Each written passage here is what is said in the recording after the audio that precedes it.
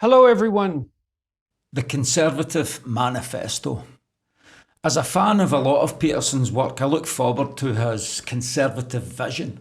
When I saw the title, the first thing that sprung to mind was Francis Schaeffer's Christian Manifesto, broadcast in 1982, in which the evangelical theologian said that America's problems were down to secularization. The natural outcome of a change from a Christian worldview to a humanistic one. Schaeffer espoused a presuppositional theology that splits humanity binarily between believers and unbelievers. From these two presuppositions proceed two antithetical paths, leading to entirely different social outcomes.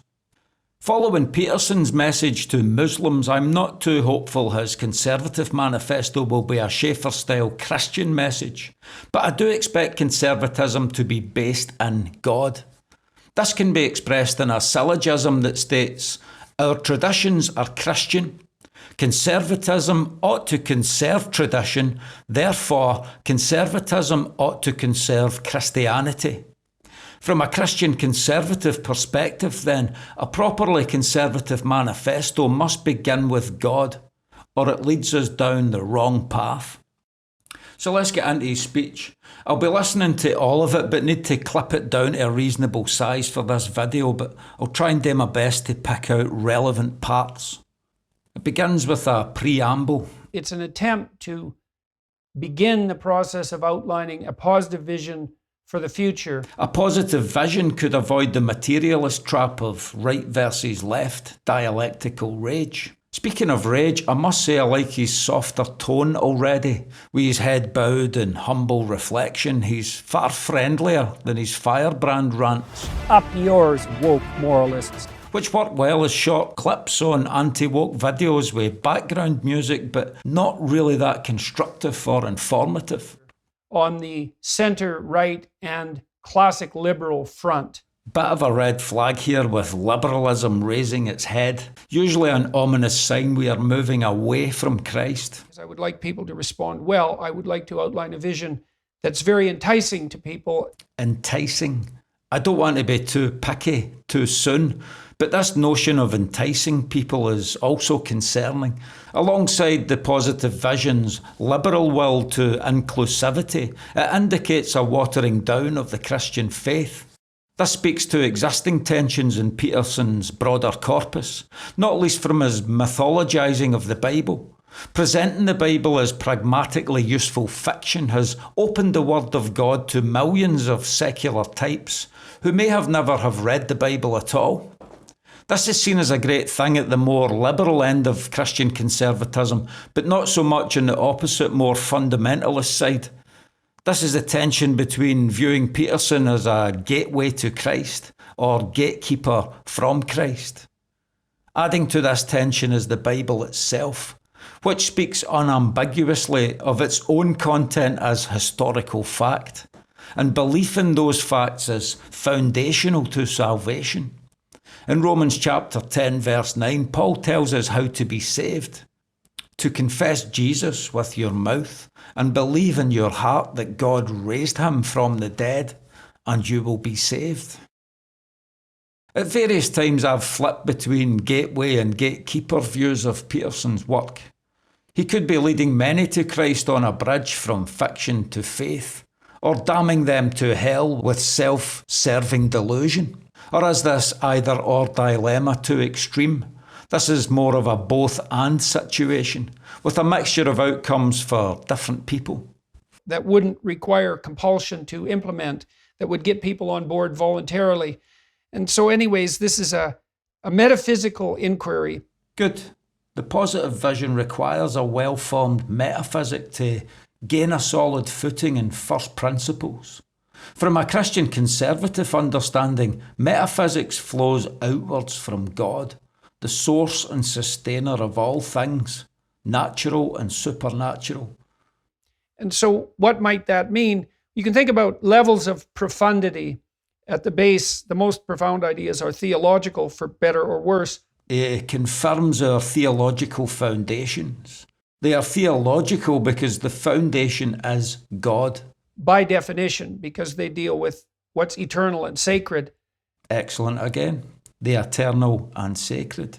In theology, these are understood as attributes of God. From this spiritual source flows our material norms and values. Peterson's particular set of skills and ambitions could offer fresh insights into the influence of the eternal and sacred on the temporal and profane. On top of that is a metaphysical foundation, and that's where philosophy lies. And then out of that emerges such things as normative communication and social policy and normative discourse. And so this is a long ways down the hierarchy towards the foundation, but it's time for a discussion of foundational principles. Part of the culture war that's raging around us is, in fact, an argument about cultural fundamentals. Okay, cultural fundamentals. Does he mean by this things fundamental to culture, i.e. God and theology? Or does he mean to look at the internal fundaments of culture? I bring this up because he states his focus is towards the foundation. And so this is a long ways down the hierarchy towards the foundation.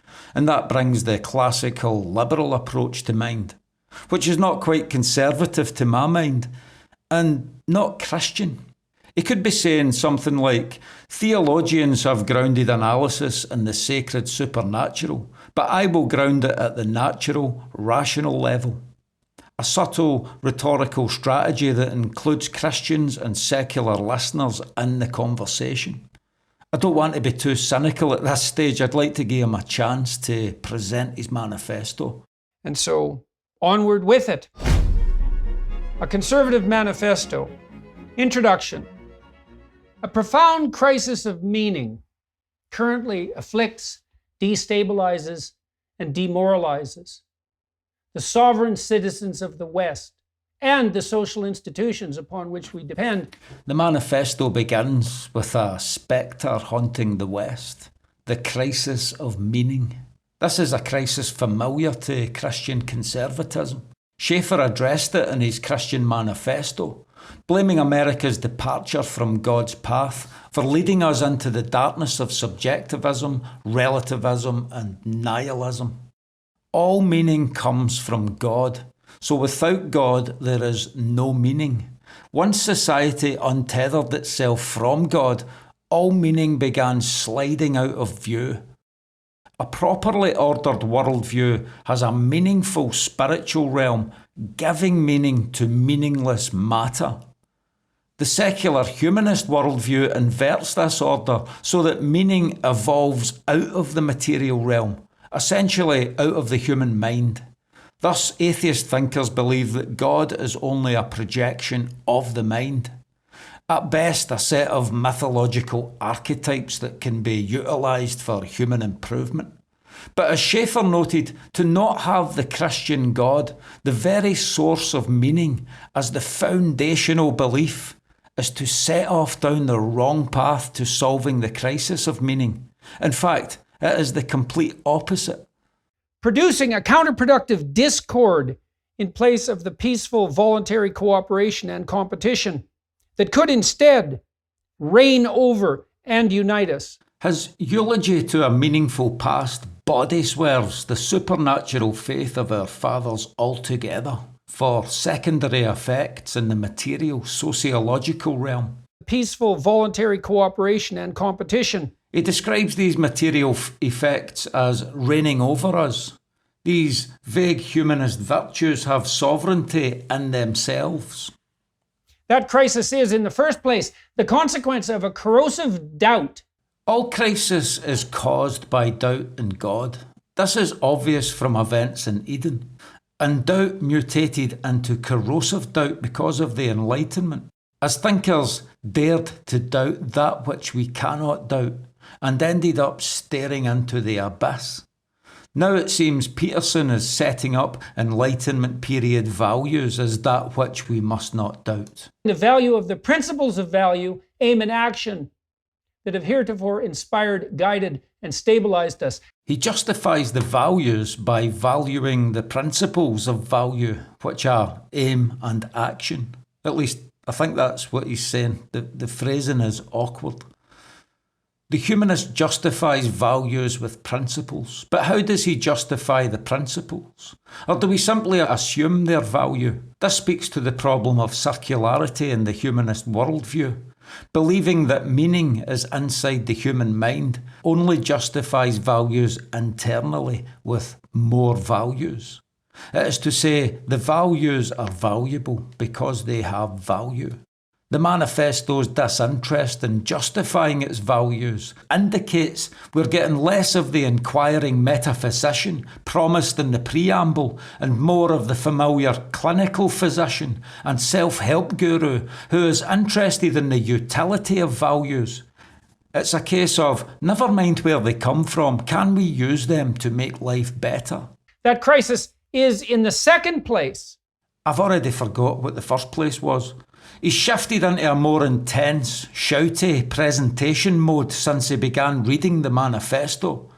Maybe he's excited to let the world hear it, and that's admirable, but I hope in his enthusiasm he hasn't overworked us into an enormous word salad.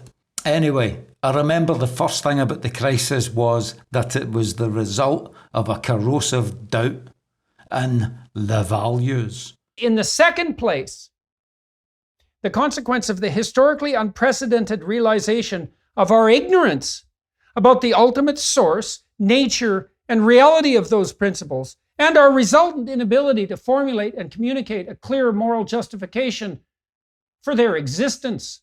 This crisis in meaning was caused by us realizing our ignorance of the unnamed ultimate source of the values and our resultant failure to justify the values. So he's speaking to the problem of justification raised by the Enlightenment, but at the same time communicates the Enlightenment utopian view of natural evolution away from chaos towards order, illuminated by the light of human reason. Totally opposite to Christian faith. Secular humanism is one big collective self-help project. Humanity betters itself, by itself, and for itself. That crisis is in the third place, the consequence of the presumptuous, premature, and finally narrowly self-serving insistence arising from that doubt and ignorance, that nothing but the will to power, the willingness and desire to dominate and exploit, motivates all individual perceptions and actions and gives rise to and maintains all social institutions. He shifts to the negative vision to have a go at power-obsessed leftists currently deconstructing our institutions. That crisis is finally... I thought he was going to start rapping there, but seriously, he's about to tell us what the crisis is. Finally. Finally! That crisis is finally use of the frustration and resentment that necessarily arises when doubt, ignorance, and intellectual pride combine to demonize, divide, and exploit. For the sake of sanity, I need to fast forward this to see if the manifesto produces something compelling or even interesting. In the disputes about identity that lead astray and render hopeless, in the stoking of suspicion between men and women, in the insistence that enmity must divide black, brown, and white, in the subjugation of the education, in the cycle of accusation that threatens the trust upon which peace and prosperity... In a strange way, I kind of prefer listening to it like this. It sounds a bit like one of those fast-spoken disclaimers you hear in TV adverts. Warning, these values may contain nuts. Values can cause allergic reactions. Please seek the help of a medical professional if you take too many. The speed voice allows time for a little reflection on the manifesto's participation in the perennial human drive towards betterment. But why do humans seek the good? It is because God is good, and humans are made in the image of God. Therefore, by nature, we keep reaching for something greater than ourselves. And in God, we rest in an objective, external, independent, divine good. In this secular humanist manifesto's case, the values are the greatest good. What are the values of paramount importance to... Something like Platonic forms. And although the values are immaterial and theoretically at least independent, they are also viewed as mind-dependent. All meaning comes from within the human mind. The manifesto works outward from the same epistemological and ethical gap that liberalism opened up, arguing from doubt that we cannot know that our thoughts line up with an assumed external reality, whatever that is, but we do know, as far as we can know anything, that certain values have worked well historically. And as we cannot know anything for sure, then we should really just do what works best. But this is to conflate justification with utility, to attribute truth to values that have worked well, but worked well from whose perspective? Dictatorships flaunt their order and efficiency as justification of rule. They might have slaughtered millions of people, but at least the trains run on time. Justification by utility is just another subjectivist, relativist minefield. Right. The Platonic forms or Petersonic values have been fixed in place, our redeemers from the crisis of meaning. A Christian model would have God in the centre, with lines like spokes of a wheel going outwards to each value as attributes of God's nature that we as image bearers bear in ourselves. In this manifesto, the values do not have a divine centre to unify them. I feel that Peterson realised this at the end and just shouted out the word unity, and that was another problem fixed.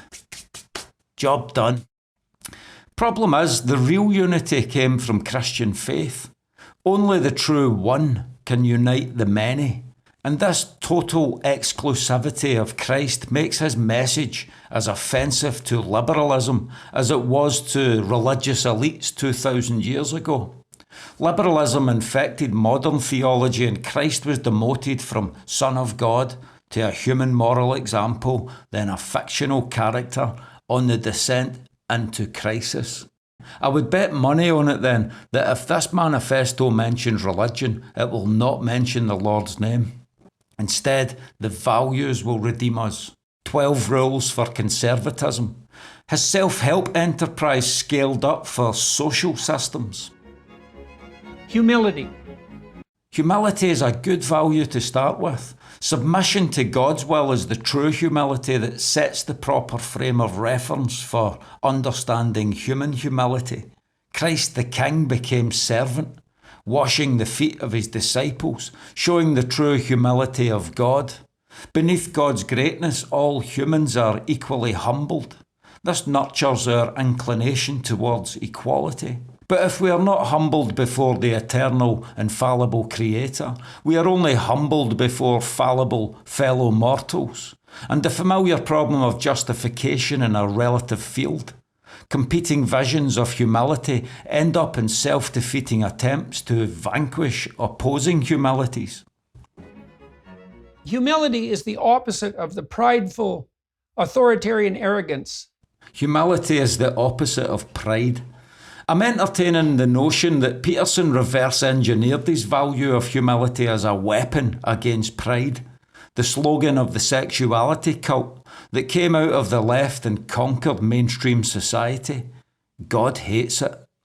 It is interesting that the Rainbow Brigade puts on the most bright and colourful processions that captivate the senses, but through a spiritual lens, it crawls out of the darkest abyss. To revere humility. We are to revere humility. Revere. Secondary effects of God worshipped as gods. The manifesto applies a materialist lens that values man-made values that must be, well, valued. To listen to, value, and attempt to truly understand the opinions of others, no matter how ill-formed. Liberty. Liberty is another key Christian doctrine. Christ sets us free from the stranglehold of sin and damnation, but sin is another word our liberalised world cannot bear to hear. In fact, many want to be free to enjoy sin as a virtue, like the Pride Brigade. Again, the manifesto rejects the meaningful spiritual value for the meaningless material value. So what is liberty from and to?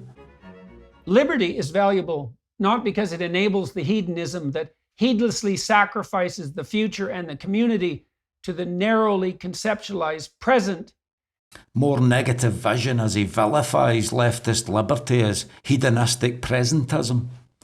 Supernatural sin against God is replaced by sin against the values. The manifesto offers escape from material hell to material heaven, where the blessed values are praised forever. To listen to value, regarding the value of the principles of value, to acknowledge the value of that which is valuable, valued, validly learned, and universally valued. That is a grossly unfair edit, but it helps prove a point about the circularity of valuing the values. Liberty is valuable because it allows all free and unique people the opportunity to best confront the potential of the future, to engage in the voluntary, productive, reciprocal interactions that make peaceful, mutually sustaining social life possible. The utopianism of liberal thought and liberty reminds me of the French Revolution and their love for liberty. What makes their version better than his? I mean, I think his is better, but how does he prove it without the objective truth that God, the living God of the Bible, provides? Not just the fictional but functional mythological God. So what about the liberty of a gender dysphoric man to formally identify as the opposite sex and cancel you for getting in the way of his liberty? There is nothing essential in this manifesto's liberty that separates it from other liberties. This increases its market value though. The inclusivity of the values makes them enticing. All are one when you push liberalism through to its final conclusion. Jesus gave us the parable of two houses. The wise man builds his house on a rock, and the fool builds his house on the sand. This conservative manifesto, alongside the communist manifesto it wants to oppose, is built upon the sands of relativism. Remember, Peterson said the manifesto is near to the foundation. It is built on the sand near to the rock, but still on the sand. And the Old Testament identifies the fool. It is he that says in his heart that there is no God. And of wisdom it says, the fear of the Lord is the beginning of wisdom, which is the starting point for theology proper, which Peterson identified in the preamble and then proceeded to ignore it. It's surely no consolation at all for manifesto enthusiasts who sank into the abyss that there was solid ground nearby. Warning, valuing the values may cause you to sink into the sands of relativism. Other side effects include subjectivism and nihilism. Please read the label carefully and seek medical attention if you had. As long as they keep valuing that value. Liberty is valuable because liberty is valuable. He moves on to autonomy, which might as well be liberty, or any other value, I suppose.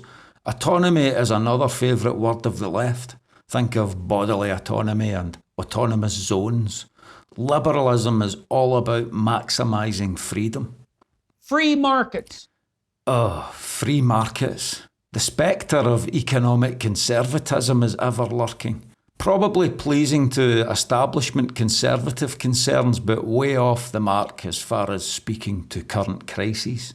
Economic emphasis is another likeness to the Communist Manifesto, reducing people and nations to economic zones.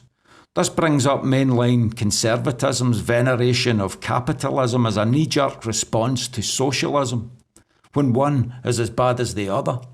Both move in their own way but are parallel partners travelling the same road in the same direction to the same destination. The Christian path is a narrow path, as narrow as one man, Jesus Christ. His exclusivity in total contrast to the inclusivity of the broad road. Christ's tongue is a sword of judgment that divides us into sheep or goats. You're either with him or against him.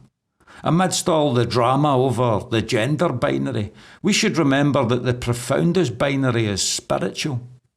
Should be unapologetically recognized and promoted by those dedicated to the canonical values of the West. The values are canonical. Fucking hysterical. Truly canonical Western dictates of the eternal Western canon, governed by the doctrines intrinsic to the Western canon, can encourage conceptualization of the canonical values of the West. Truth. Oh, here we go. The divisive insistence on the absolute relativity of truth can be combated not least with the realization that truth is a process, not a state. Truth is a process, not a state. No. Truth is a person, the Lord Jesus Christ, who said, I am the truth. The truth that redeems can find its living expression. You know, sometimes I fancy Peterson is playing 4D chess, secretly planting the gospel subliminally. The truth that redeems found living expression. That could be straight from the mouths of an apostle. Truth as a process signifies an Enlightenment evolutionary worldview. Truths become truer over time through natural processes and human endeavour, like single-celled organisms multiplying into complex life forms. So primitive kernels of truth can be multiplied by the big brains into more complicated truths. Because humanist truth is not objective, because it is all in the mind, the only way for the humanist to formalise truth is to trust in the consensus of its greatest minds. The philosopher kings, perhaps, of Peterson's Republic, to give another Plato analogy. But again, and I'll keep hammering this point because it is at the heart of the crisis, what makes one truth more true than another? The trans woman who speaks of the lived experience of his own truth, that he is a she and that's true for him, so that makes it true. Some might scoff at this extreme subjectivism, but really that is the general situation in a society with competing forms of truth. Intimate relationships, friendships, apprenticeships, civic bonds, political duties, philosophical commitments, and religious habits and practices. The reduction of religion to its outward appearance reminds me of his message to Muslims, in which he urged Christians, Muslims and Jews to stop arguing over trinkets and details. Denying that Christ is the Son of God is no mere detail. Individuals subjected to suffering in the absence of an orientation towards meaning and responsibility become cynical, unstable, hopeless, and alienated. Alienated is another key theological term that describes the post-fall separation of humanity from God through sin. Marx also appropriated the term in his material dialectics to describe humanity separated from human nature by class and industry. In Peterson's case, alienation is from the values, which is true. We have been alienated from these values, but these are at best a secondary issue in relation to spiritual alienation. Offering atonement through responsibility, drawing on traditions derived from Rome, Athens, and Jerusalem. Liberalism has no interest in the serious philosophical and theological tensions between these three. The manifesto pays lip service to religion, sprinkling it here and there as a rhetorical ploy to unify all Western systems of thought under the values. Liberalism's not that different to progressivism. The emphasis is always on unity. And then his standout religious statement. All of this nests within the overarching framework of the Abrahamic canon. Ooh, the Abrahamic canon. That's a nail in the coffin of the West. A cry from the depths of liberal hubris. It's often trotted out by religious leaders in the aftermath of a terror attack by the loose cannons of the Abrahamic canon. Abrahamic is an especially stupid term to use, given the opposing accounts of Abraham in Islamic and Christian scripture. So different that if one is true, the other is false. That which is valuable should be recognized, valued. I can't take it anymore. Conclusion. In conclusion then, Peterson gave a promising preamble, but the manifesto failed to deliver the goods. He said the foundations were theological, then ignored the foundations. The manifesto identified the crisis of meaning, then walked straight into it under the banner of secular humanist values. The Conservative Manifesto is a secular manifesto, which, from a Christian conservative position, means it is built on the sand. Thinking of the secular turn the manifesto takes, I'm reminded of Bunyan's Pilgrim's Progress, in which, whenever the pilgrim strays from the right path onto a wrong path, he suffers tenfold trying to get back on track. It's as if Peterson, with his classical liberal approach, is saying, let's go back to the start of the wrong path, to presumably do it all again. Being near to the foundation, near to the rock, could be like being near to Noah's Ark. Once the door closes, it does not matter how near or far you were. The essential binary is in or out. This is a more fundamentalist approach. On the other hand, we have Peterson as a force for good, moving people towards Christ by putting traditional values back in the centre. Surely better for society to value them than the socially overbearing left-wing values that Peterson opposes. He might be giving them a fictional, functional God of the Bible, but he is at least pointing to the God of the Bible. We cannot know Peterson's spiritual status or destiny. That is God's to know. In that sense, Peterson could be doing the Lord's work. I do feel myself urging him on to spiritual certitude as he glorifies the symbolism of God. But in terms of the manifesto itself, it is so profoundly secular that according to my initial syllogism that conservatism is Christian, the Conservative Manifesto is not Christian and is therefore not conservative. It could serve as a secular manifesto, but I don't think even the secular, more right-wing, less establishment conservatives will like it much either. Not least for the same reason that the values, for all the wordiness of their description, are quite run-of-the-mill and perfectly transferable for the lefties and the globalists and all the usual agents of destruction.